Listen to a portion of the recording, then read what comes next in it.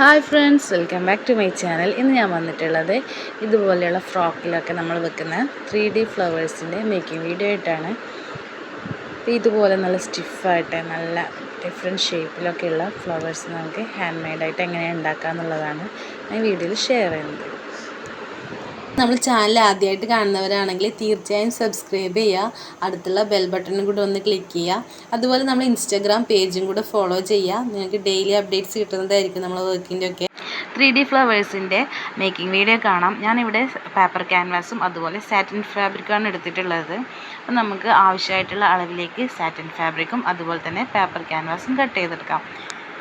ഇനി നമ്മൾ ഈ സാറ്റിൻ ഫാബ്രിക്കിൻ്റെ ഉൾവശത്തായിട്ട് ഈ പേപ്പർ ക്യാൻവാസ് ഇതുപോലെ നന്നായിട്ടൊന്ന് അയൺ ചെയ്ത് സെറ്റ് ചെയ്തെടുക്കാം. ഇപ്പം നമ്മുടെ സാറ്റിൻ ഫാബ്രിക് നല്ല സ്റ്റിഫായിട്ടുണ്ട്. ഇനി നമുക്കിത് കട്ട് ചെയ്തെടുക്കുന്നത് എങ്ങനെയാണെന്ന് നോക്കാം.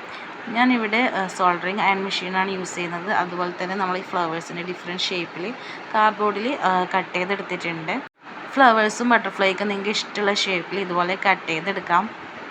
ഞാൻ നമ്മുടെ ചാനൽ ഓൾറെഡി ഇതുപോലെയുള്ള ഫ്ലവേഴ്സിൻ്റെയൊക്കെ cutting and stitching videos upload ചെയ്തിട്ടുണ്ട്. കാണാത്തവർ തീർച്ചയായും കാണാം.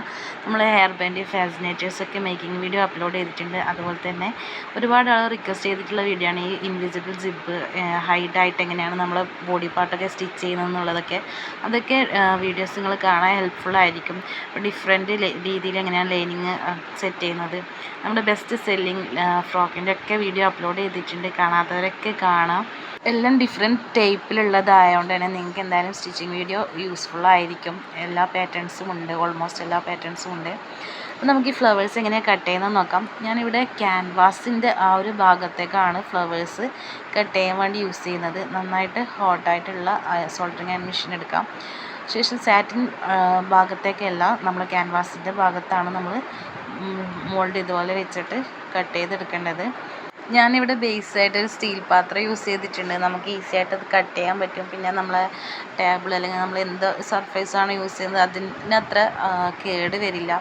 ഞാൻ ഓൾറെഡി ഫസ്റ്റൊക്കെ ഇതുപോലെ ടേബിളിലൊക്കെ വെച്ചിട്ടാണ് ചെയ്തിട്ടുണ്ട്. അതൊക്കെ ടേബിളൊക്കെ മോശമായിപ്പോയി. ഇതുപോലെ സ്റ്റീൽ പാത്രങ്ങളൊക്കെ ബേസായിട്ട് വെക്കുകയാണെങ്കിൽ നല്ല രീതിയിൽ നമുക്ക് വേഗം ഈസി ആയിട്ട് കട്ട് ചെയ്തെടുക്കാൻ ഈസി ആയിരിക്കും.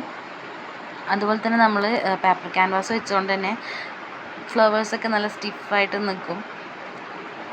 അപ്പോൾ ഫ്രോക്കൊക്കെ സ്റ്റിച്ച് ചെയ്യുന്നവർ തീർച്ചയായും ഈ ഒരു ടിപ്പ് യൂസ് ചെയ്യാം. നമ്മൾ സാറ്റിൻ ഫ്ലവേഴ്സും ബട്ടർഫ്ലൈസൊക്കെ ഉണ്ടാക്കുമ്പോൾ നമ്മൾ ബേസായിട്ട് പേപ്പർ ക്യാൻവാസും കൂടെ വെച്ചാൽ അയൺ ചെയ്തൊന്ന് സെറ്റ് ചെയ്തെടുത്താൽ നല്ല സ്റ്റിഫായിട്ടുള്ള ഫ്ലവേഴ്സും ബട്ടർഫ്ലൈസൊക്കെ നമുക്ക് കിട്ടും. അപ്പോൾ ഈ ഒരു ടെക്നിക്ക് നിങ്ങൾ യൂസ് ചെയ്യുക, ടിപ്പ് നിങ്ങൾ യൂസ് ചെയ്യുക. എന്നിട്ട് ഇതെങ്ങനെ ഉണ്ട് എന്നുള്ളത് നിങ്ങൾ കമൻറ്റ് ചെയ്യുക.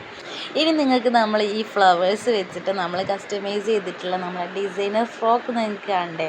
നമ്മൾ ലേറ്റസ്റ്റ് ആയിട്ടുള്ള റീൽസും പോസ്റ്റൊക്കെ കാണാം ഇൻസ്റ്റഗ്രാമിൽ. അതുപോലെ തന്നെ ഷോർട്ട് വീഡിയോസൊക്കെ കാണാം യൂട്യൂബിൽ.